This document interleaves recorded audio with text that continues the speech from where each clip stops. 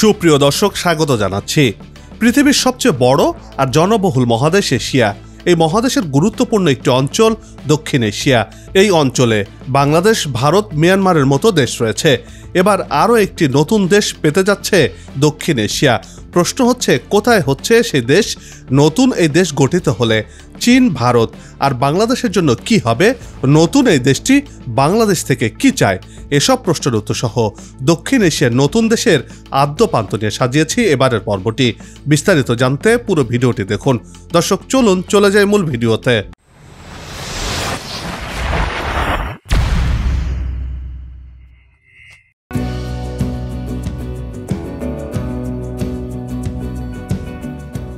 Myanmar কৃষি প্রধান দেশ। দেশের 60%-এরও বেশি মানুষ কৃষি কাজ করে থাকেন। দেশটির উত্তর, পশ্চিম ও পূর্বাঞ্চলে পাহাড় আর পাহাড়। মিয়ানমারের পশ্চিমে বাংলাদেশের চট্টগ্রাম বিভাগ এবং ভারতের মিজোরাম, উত্তর পশ্চিমে ভারতের আসাম, নাগাল্যান্ড এবং মণিপুর অবস্থিত। মিয়ানমারের সাথে বাংলাদেশের রাখাইন বা আরাকান রাজ্যের সীমানা রয়েছে।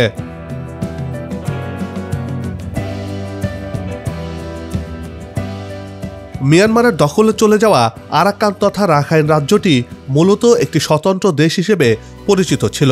1989 সালে আরাকান নাম বদলে রাখাইন রাখা হয়। এর আগ পর্যন্ত এটি আরাকান নামে পরিচিত ছিল। আর এই এলাকাতে বসতি রয়েছে রোহিঙ্গা বা আরাকানি নামের একটি স্বতন্ত্র জাতিগোষ্ঠীর।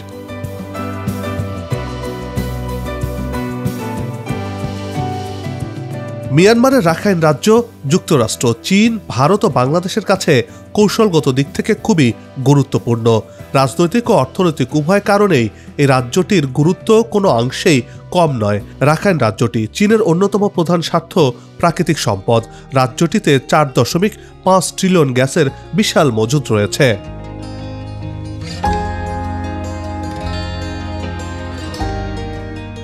ভৌগোলিকভাবে রাখাইনের অবস্থান ও সম্পদ চীন ও ভারতের জন্য গুরুত্বপূর্ণ।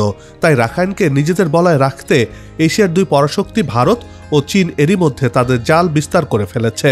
রাখাইনে এই দুই দেশের বিলিয়ন বিলিয়ন ডলারের বিনিয়োগ রয়েছে বলে জানা গেছে।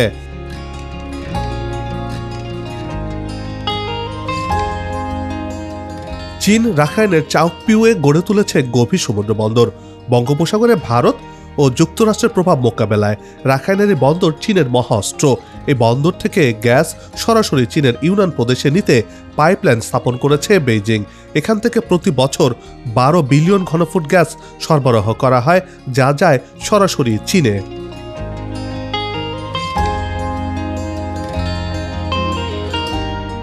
রাখাইনের সঙ্গে 1700 কিলোমিটারের একটি অর্থনৈতিক করিডোর গড়ে তুলেছে চীন। এর উদ্দেশ্য হল ভারত মহাসাগরের সঙ্গে চীনের ইউনান প্রদেশের কুনমিংয়ে সংযোগ ঘটানো। চাওকপিউ বিশেষ অর্থনৈতিক অঞ্চল এবং চাওকপিউ গভীর সমুদ্র বন্দর এই বিশেষ করিডোরেরই একটি গুরুত্বপূর্ণ অংশ।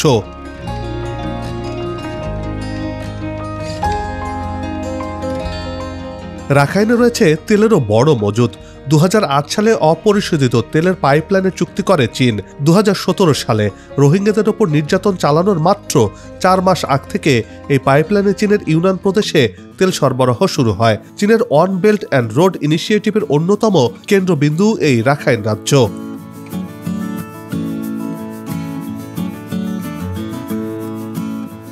মধ্যপ্রাচ্য এবং আফ্রিকায় তেল গ্যাস পাঠানোর বিকল্প ও সহজ পথও এই অঞ্চলকে ঘিরেই তৈরি করেছে মিয়ানমার এবং চীন।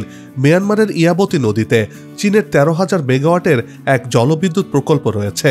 চীনের সঙ্গে ইতিমধ্যে মিয়ানমারের মোট 33টি চুক্তি হয়েছে। চীন রাখাইনে বিশেষ অর্থনৈতিক অঞ্চলের পাশাপাশি গভীর সমুদ্র বন্দর নির্মাণ করারও চুক্তি করেছে।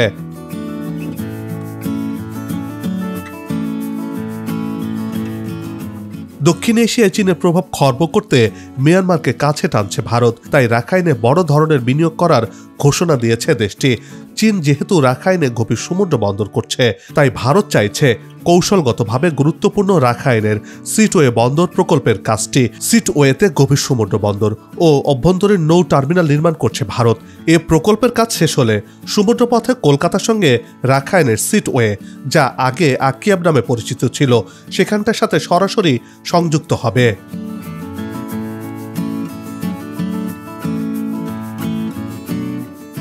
বঙ্গোপসাগর ঘেঁষে সিটওয়ে বন্দর ভারতের জন্য অনেক গুরুত্বপূর্ণ।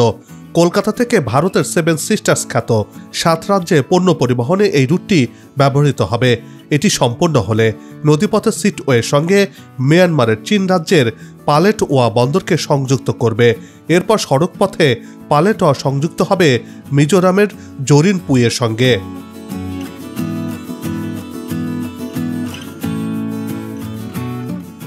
এই প্রকল্পটি সম্পূর্ণ হলে একদিকে মায়ানমার ভারত বাণিজ্যিক সম্পর্ক বৃদ্ধি পাবে, অন্যদিকে ভারতের 7 সিস্টার্স খ্যাত 7 অঙ্গরাজ্যে পণ্য পরিবহন সহজ হবে। এতে বাংলাদেশকে বাইপাস করে 7 সিস্টার ও কলকাতার মধ্যে ভারতের যোগাযোগ সহজ হবে। 7 সিস্টার্সকে চীনের বিচ্ছিন্নকরণের হুমকি মোকাবেলায় রাখাইন ভারতের জন্য গুরুত্বপূর্ণ একটি অঞ্চল, একটি রাজ্য।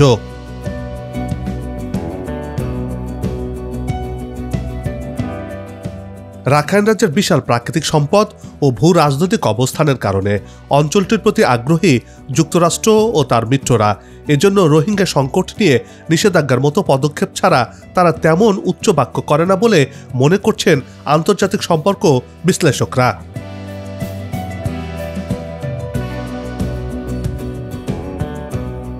যুক্তরাষ্ট্রের বড় বড় কোম্পানি রাখাইন রাজ্যে তেল গ্যাসে বিনিয়োগ করছে। যুক্তরাষ্ট্র ও পশ্চিমা দেশগুলোর কাছে রাখাইন অত্যন্ত গুরুত্বপূর্ণ। এশিয়ার এই অঞ্চলের প্রভাব ও বাণিজ্যিক পরিস্থিতি নিজেদের নিয়ন্ত্রণে রাখতে রাখাইনের বিকল্প নেই তাদের কাছে।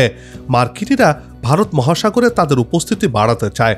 তাছাড়া তাদের প্রধান প্রতিদ্বন্দ্বী চীন যেহেতু রাজ্যটিতে সক্রিয়, কাজে যুক্তরাষ্ট্র এখানে সক্রিয় তাদের অধিকার প্রতিষ্ঠিত করতে চায়। বিশেষত যুক্তরাষ্ট্র চায় এই অঞ্চলে তারা ইন্ডো প্যাসিফিক কৌশল বাস্তবায়ন করতে এবং এশিয়ার ন্যাটো বলে পরিচিত কোয়াডের বিস্তার ঘটাতে।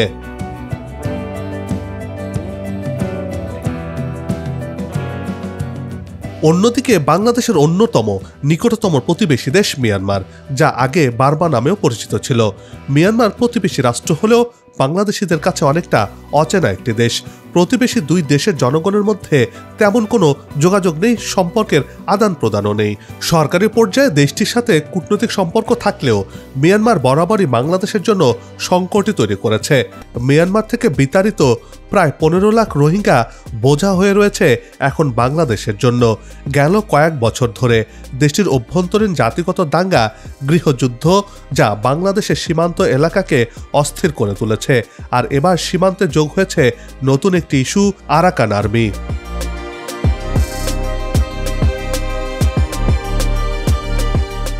প্রায় 1.5 দশক আগে আরাকান আর্মি তৈরি হয়।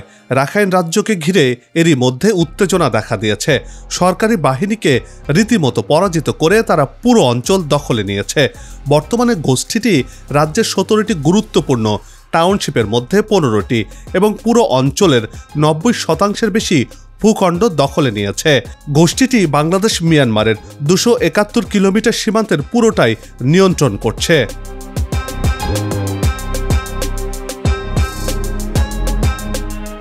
মিয়ানমার থেকে বাংলাদেশে পণ্যবাহী ট্রলার আসতে সেন্ট মার্টিন দ্বীপের পর থেকে তাদের জলসীমানা পার হতে হয়, যেটি বর্তমানে আরাকান আর্মির দখলে। এই সুযোগকে কাজে লাগাচ্ছে আরাকান আর্মি। মিয়ানমারের ইয়াঙ্গুন থেকে জাহাজ পণ্য নিয়ে রওনা হওয়ার পর টেকনাফে বাংলাদেশ জলসীমায় ঢোকার আগেই জাহাজের ক্রু ও নাবিককে জিম্মি করা হয়। সংশ্লিষ্টরা বলছেন, বাংলাদেশ মিয়ানমার সীমান্তে নাফ নদে দেশটির জলসীমানা দিয়ে চলাচলকারী নৌযান থেকে কমিশন পেতে চায় আরাকান আর্মি। এ কারণে তারা পণ্য ভর্তি কার্গো আটকে রাখার মতো নজিরবিহীন ঘটনা ঘটিয়ে যাচ্ছে।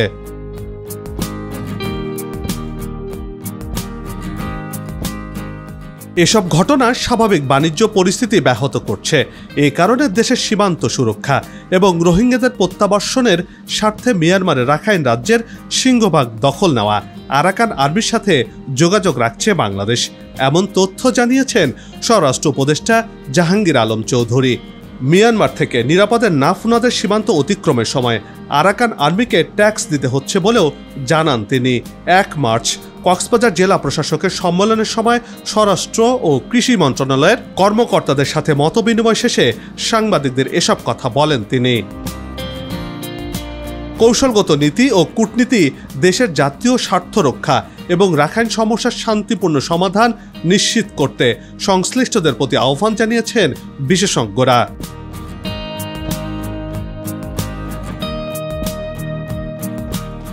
প্রশ্ন উঠছে, বাংলাদেশের পাশে নতুন রাষ্ট্র হলে বাংলাদেশের কি হবে? অনেক বিশ্লেষক বলছেন, এমন প্রেক্ষাপটে বাংলাদেশ ভৌগোলিক সম্পর্কের নতুন সমীকরণে পড়তে পারে।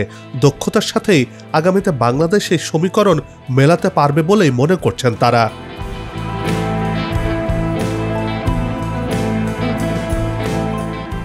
বন্ধ হোক যুদ্ধ, বিগ্রহ, হানাহানি, শান্তিময় হোক বিশ্ব, এমন প্রত্যাশা রেখে এই পর্ব থেকে বিদায় নিচ্ছে। তবে যাবার আগে একই অনুরোধ, যেখানে সেখানে ময়লা আবর্জনা ফেলবেন না, পরিবেশের ক্ষতি করবেন না, অযথা হর্ন বাজাবেন না, আপনার দেশের সৌন্দর্য রক্ষায় পোস্টার লাগানো থেকে বিরত থাকুন। যদি চ্যানেলটিতে নতুন হয়ে থাকেন, ভিডিওটি ভালো লাগে, তাহলে চ্যানেলটি সাবস্ক্রাইব করে ভালোবাসায় আবদ্ধ করবেন। ভালো লাগা না লাগার বিষয়টি কমেন্টে লিখে জানাবেন। কি ধরনের ভিডিও দেখতে চান তাও জানানোর অনুরোধ রইল। আগামীতে আবারও দেখা হবে নতুন কোনো জায়গা, তথ্য, ইতিহাস আর উন্নয়ন চিত্র নিয়ে। নিজে ভালো থাকুন, দেশকে ভালো রাখুন, আমাদের সাথেই থাকুন, দেখতে থাকুন দেশের এগিয়ে যাওয়ার চিত্র। ধন্যবাদ।